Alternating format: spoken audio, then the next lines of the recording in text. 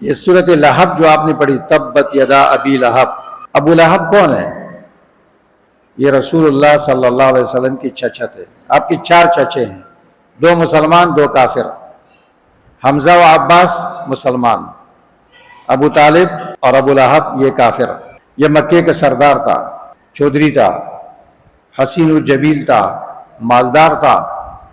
رسول اللہ صلی اللہ علیہ وسلم کے پیدائش پر اسے لونڈی بھی آزاد کی تھی کہ میرا بھتیجا پیدا ہوا ہے، لیکن جب آپ کا مخالف ہو گیا، آپ کا مشن نہیں مانا، تو قرآن یہ سورت بھی بددعا سے شروع ہوتی ہے، تبت یدا ابی لہب، ابو لہب تباہ ہے۔ اگر یہ دین اسلام یہ بے لاگ دین ہے، اللہ نے اس کا لحاظ نہیں رکھا کہ پیغمبر کا چچا ہے، اس کا نام قرآن میں نہیں آنا چاہیے، نہیں، تبت یدا ابی لہب، آپ کے چچا کے ساتھ تباہی کا لفظ ہو، لوگ اس کو بار بار پڑھے۔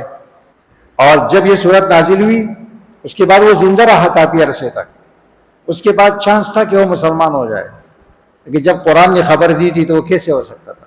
اس کی بیوی بھی اس کے ساتھ مددگار تھی، وَامْرَأَتُهُ حَمَّالَةَ الْحَطَبِ۔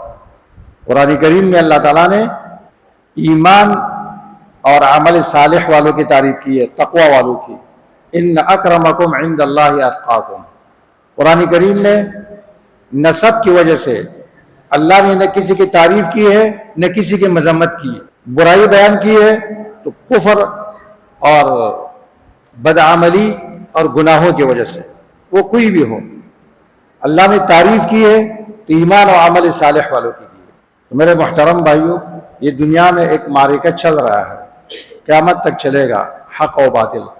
ہماری ترجیحات آخرت ہونی چاہیے، ہمارا حل عمل آخرت کے تناظر میں ہونا چاہیے، عقیدہ، عمل، اخلاق اس کو درست کرنی چاہیے، اپنی جہالتوں سے نکلنا چاہیے۔ مسئلہ یہ ہے کہ ہم لوگ آباءً اجداداً مسلمان